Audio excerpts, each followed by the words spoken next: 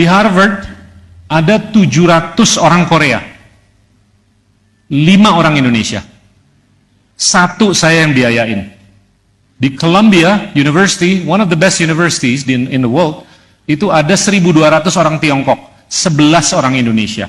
Di Cambridge, 750 orang Tiongkok, 700 orang Amerika, 450 orang Singapura, 400 orang Malaysia, 11 orang Indonesia. That's a reflection of our future. Jadi di atas penempatan adik-adik kita, saudara-saudara kita di universitas yang terhebat di Indonesia, kita juga harus bisa berteknologi, harus bisa belajar di sekolah-sekolah yang hebat di dunia ini. Nggak di Amerika, nggak di Eropa, nggak di Jepang, nggak di Australia, nggak di Malaysia, nggak di Singapura. Tapi kalau ada 700 orang Korea di Harvard, ada 1.200 orang Tiongkok di Columbia, kita cuma ada 5 di Harvard, terus cuma ada 11 di Columbia. Tahu total mahasiswa Indonesia di Amerika berapa? 7.500.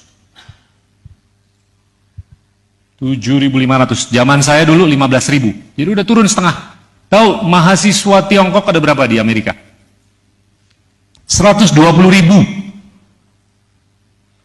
Mahasiswa India berapa? 110.000. Dan mereka tuh kalau ke sana nimba ilmu balik, bikin Infosys, bikin perusahaan-perusahaan yang luar biasa. Dan didukung lagi oleh perbankannya. Jadi ya saya ngelihat, tapi alhamdulillah kita punya ruang fiskal, kita punya dana. Kalau saya hitung-hitung setahun ngirim orang Indonesia ke Stanford, anggaplah $50.000 kan per mahasiswa. Kalau kita mau ngirim 5.000 aja mahasiswa ke Stanford setahun, itu cuma berapa? $50 juta, $25 juta. Kecil. Anggaran kita untuk pendidikan $32 miliar. Tahun lalu 320 triliun kan? Masa sih nggak bisa ngirim 5.000 ke Stanford? Masa nggak bisa ngirim 5.000 ke MIT? Masa nggak bisa ngirim 5.000 ke Cambridge? Masa nggak bisa ngirim ke Oxford? Bahkan kalau bisa dikerjasamakan, mau nggak Cambridge kerjasama dengan ITB, bikin S2, S3 di sini? Mau nggak MIT kerjasama dengan ITB, bikin S2, S3 di sini? Mau nggak Harvard Business School kerjasama dengan ITB, bikin S2, S3 di sini? Ini kita nyari teknologi kok, nyari ilmu.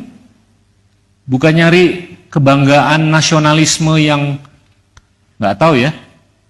Ya kalau kita bisa bikin Galaxy yang bisa bersaing dengan Samsung, ya nggak apa-apa. Tapi kalau kita nggak bisa, Korea tuh nggak tanggung-tanggung kalau ngirim ke luar negeri. Dan kalau dapat nilai B aja, bukan A, digebukin.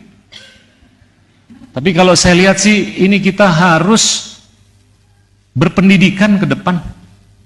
That's the only modal untuk kita bisa menjadi bangsa yang besar.